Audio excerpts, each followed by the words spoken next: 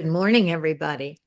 Welcome to Help the Helpers. Today, we're going to have part 2 of embodied relating, which is the third practice, focusing as the first and listening as the second. Then relating is our third practice that Jean Genlin didn't really develop, and we're developing it. Let's take a breath together and a stretch. I'm just going to talk to you for a few minutes this morning and review some of the things that we said last time and say maybe a couple of more things. But the bulk of this meeting will be our conversation with each other. We will be having a community empowerment group this morning, which means that we'll be having a conversation, and you may say, well, what is the conversation about? One of the things that's most important about relating as a focusing practice is that the about isn't as important as the process. So we can say, oh, we're having a conversation about relating, but we don't know because we're following the implicit. We're following what comes. Remember when Jean says, it has to come the way tears come, the way laughter comes, and our relating has to come. And we don't know exactly how it will come. That's a little bit scary when you're doing reflection for a group or you're teaching. And even if you are very prepared, you don't know what will come out of your mouth. We're going to trust in that, trust in the implicit. So the practice of relating in a focusing kind of way is trusting the implicit. And it's a conversation that is relying on this deeper, broader, embodied self that we are. That's much more than rational, much more than we can plan. I want to emphasize today that relating is a practice. And what we mean by a practice is that it doesn't have a purpose only. It has a meaning. I love that distinction that Brother David Stendhal Rast makes, which is that purpose is something that we do to get it done. We do it for this purpose. We sweep the floor so the floor is swept. Meaning is something that we do for itself. It gives us something very precious. So we usually don't sweep the floor if it doesn't need to be swept, just because it's meaningful to do that. Although actually, my partner always did that, and her father just ritually swept the floor after dinner. So I shouldn't use that example. But you don't sing a song in order for it to be sung. You sing a song because of the singing. In a way, relating is like taking a walk for the sake of taking a walk together. It's not to get somewhere to a particular destination. I think of Ram Dass as saying, we're all just walking each other home. And that's what we're going to be doing this morning, is we're going to be taking a walk together and walking each other home. And we don't know where exactly. We're going to walk together and see where we go and be open to the experience. The experience, although it doesn't have an immediate purpose, we can say the purpose and the meaning are sort of one in a practice, because we're hoping that our practices will heal the world. That's certainly a big purpose, isn't it? But that's sort of in the big picture. It doesn't have an immediate purpose in the small picture.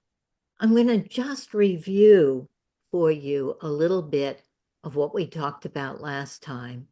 And you could just come in and you could be stretching or drinking your tea while I'm talking to you. I asked Christine to put some notes in the chat. You could follow along if you want. But I'm hoping that I'm not going to talk too long. In this Help the Helpers meeting, we are all going to be leading the group and following the group. And so maybe some of you could remind me that I've been speaking for 10 minutes. I'd like all of us to be the leaders of the conversation in terms of nurturing the conversation, calling on people that you want to hear from or that are raising their hands. So this will be all of our responsibility. Okay, I'll be facilitating, but let's all facilitate. So for our little review, I've talked about the first point, which is that embodied relating is a practice. And a practice is something that we want to bubble over into our everyday lives. But our everyday lives are a bit different than a practice. So we want it to have that effect. But our way of doing it here may be different than our way of doing it in our ordinary lives. The second point is that in a community empowerment practice, we cherish diversity. We don't want a like-minded group. We want all the different minds. We want disagreement. Disagreement means that we have a healthy group. We want to be able to say the thing that you just don't say in this kind of a group. We want to be sensitive to the culture of the group, but we want to find a way of saying what's really there for us. In a community empowerment group, we need people who understand us, who recognize us, who deeply understand us, and who validate us. And we can also have people who don't understand us, don't agree with us, don't like what we're saying. And the group makes that okay. We find a way as this organism of the group that's rooted in hoarding surprise. We find a way to make the diversity okay. The third point is that a community empowerment group is democratic, and Greg calls his version of this embodied democracy. And that means that we want all of the voices within us and all of the voices between us. And we welcome everything. But being in touch with ourselves as the sort of closest democracy within our own bodies, but then our bodies go way out to the group and to the world, and wanting all of the voices. The fourth point, it's one that I have trouble really demonstrating, but I'm hoping we're going to do it today. Relating is following the thread from this to this to this. And those sequences of people speaking are not linear. They don't go like this because we're following the implicit. They aren't even bidirectional. Even in therapy, it's not just bidirectional. It's going in all different directions. And to follow the flow of the conversation means we have to be in touch with the felt sense that goes in different places. And yet, what looks like chaos from the outside has an order, but it isn't a linear order. So we're looking for where the conversation is going, and we're trying to help it to move forward, all of us. So it may be that you have something that you want to say and you think, well, is it relevant? If it's there in you, then it's relevant. But you might not want to take a lot of time for it. You might want to just like in therapy, when you have something you want to say to your client and you're not sure it's relevant, you say it briefly and then see if it goes somewhere. It's thickening this soup that we're making. Another point that I should have actually put with democracy is that speaking is a very, very important part of relating. And we talked about speaking from the felt sense, speaking up when there is something, speaking to rather than speaking at, speaking for something you believe, speaking with the group. And it goes beyond taking turns. And that's very hard to learn. It's a difficult practice, but it's a practice that is rewarding in and of itself. Allowing ourselves to speaking, for some people, it's hard to speak up. For some people, it's hard to make what you're saying concise. And how am I doing in that department? Is my 10 minutes up? Has anybody been tracking that? I'm relying on you.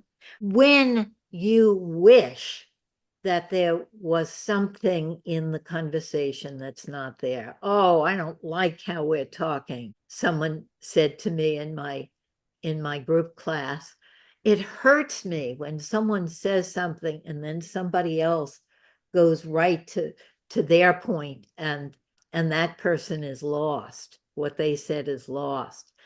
And can't we have a rule that we reflect before we speak? And I had said, well, what if you say, oh, that hurt me when so-and-so said that, and it was passed over seemingly. It's that being the interaction that makes it better, that it's all of us together that follows the flow. The last one is nurturing the us, nurturing the conversation. And we can do that, all of us, in so many ways, just with a smile, just with a gesture on the computer, little hearts going up, just by saying, oh, so-and-so wants to speak. Of course, by saying what's in us to say, reflecting. There are many, many ways that we can nurture and carry forward the conversation. Okay, how did I do? Does anybody know how many minutes that was to review? It was 9 minutes. Oh, I have a minute. Wow. A whole minute. Well, let's see. What do I want to say in my minute? I want to say making it safe. How do we make the conversation safe?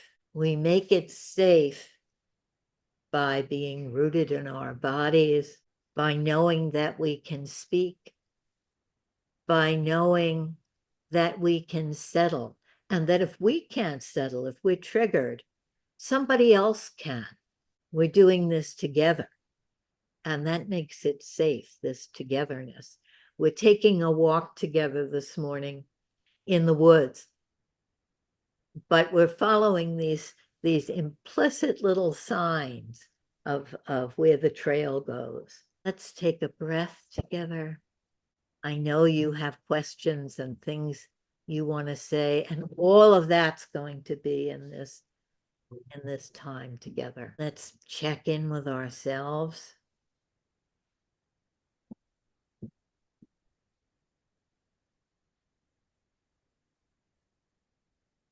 Embodied relating gives us more and more of the intimacy we need in our lives, the sense of belonging that we need in our lives, connectedness that we need in our lives, the understanding and feeling understood These are our basic nutrients that we need as human beings to make our world a system that is self-organizing, that's moving forward. Okay, let's look now at the screen as part of our attunement to just look at who our companions are on this walk this morning. So anything that you have there in you, what's there for you, Jean would say, anything that you have is welcome.